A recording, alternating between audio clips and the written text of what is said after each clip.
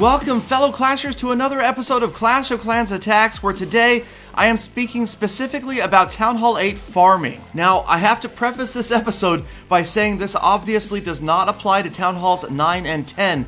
In fact, I am asking for players to let me know down below their input and feedback on farming at Town Hall 9 and 10, and perhaps in the future I can visit some clans, take a look at some first-hand experiences, but unfortunately I just don't have the time or the accounts to be farming at every single Town Hall level. I've got my Town Hall 8 account, Galidon, and he is completely farmed up. I have not gemmed any of his resources, but as you can see here, from time to time I do leave the collectors and the mines full, and what we're watching here is a pretty effective use of troops to get the maximum amount of resources. And the interesting part is I've got two replays here back to back that are almost identical in the amount of loot that I had to offer an attacker. So this attacker did bring the Archer Queen, a bunch of wizards, a dragon, a bunch of spells, but only ended up using the archers. Very smart raid. He had troops ready for a more complicated, deeper raid if he wanted to get in and grab somebody who had maybe a massive amount of dark elixir or resources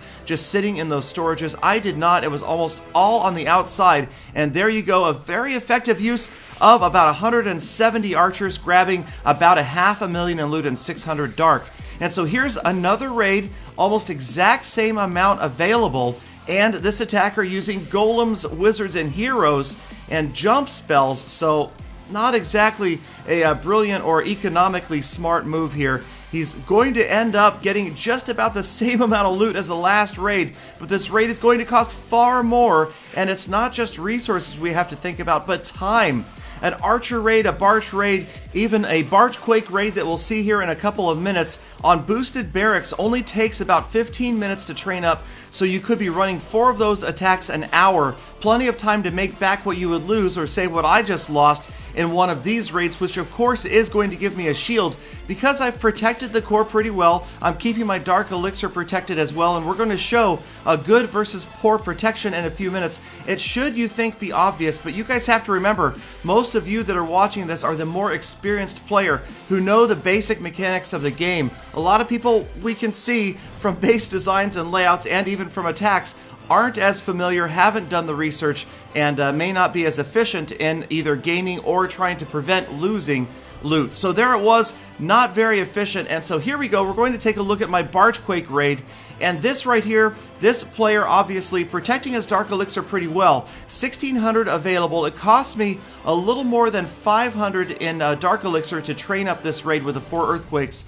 Now, I'm not going to use any of the other spells. I'm going to avoid using the king. I've just got the barch going now. I've got that wide open gap that's going to lead me almost directly to the dark elixir. And now I'm using barbarians and archers on the outside, or just archers right now, to clear these surrounding structures. I'm working on a path just like a Go Wipe raid or anything else.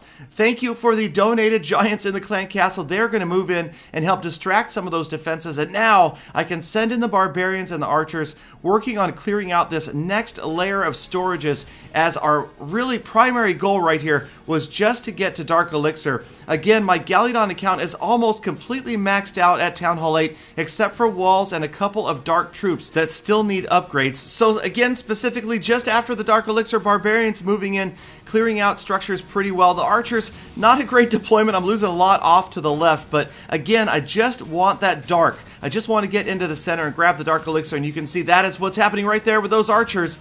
Now, I probably could have pushed a little bit deeper, gone after that town hall, remembering that there is a large percentage of the dark elixir being stored there as well. But right here, I have grabbed almost 1,500 in dark elixir, so the profit is going to be roughly 1,000. And one thing I do have to complain about, the new league bonus system absolutely sucks eggs. I'm not happy about it. I do not like the idea that you only get a portion of the league bonus for a successful or well-orchestrated attack. In my opinion, 50% should be enough to get 100% of the league bonus. They've done away with town hall sniping. That is enough penalization. I can see where that was taking an unfair advantage of the system, but there I totally think 50% damage, 100% bonus. So moving on to the next replay, let's recall the first replays.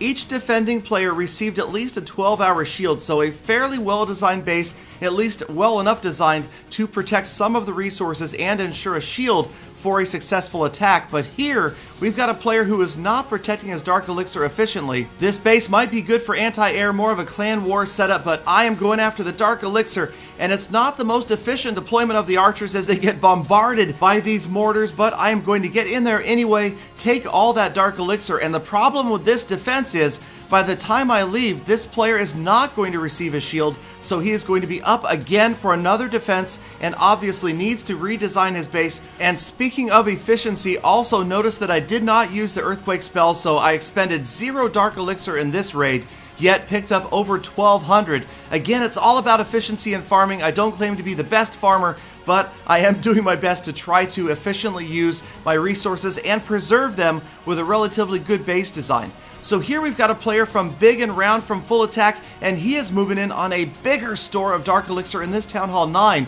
He has used the Earthquake spells on the interior of the base, and then Giants on the exterior, a few wall breakers. He's gotten through the external wall, and again he's focused on just going straight to the middle, getting to that core, getting 2,500 in Dark Elixir, and a nice rage spell there from Big and Round, fat fingering the rage spell, but nonetheless, the units will head right into the core right after those X-bows and the Dark Elixir storage.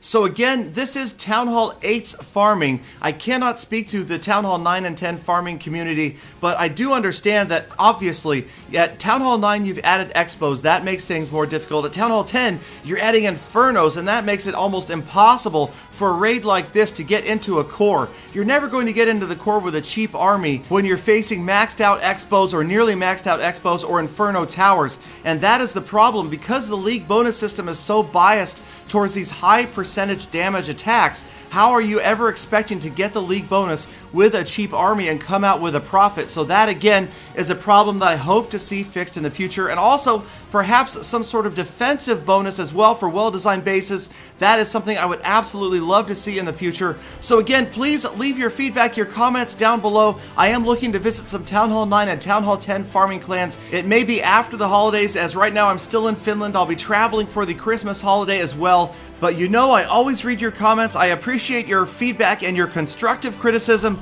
And until tomorrow, get out there and make every attack a full attack.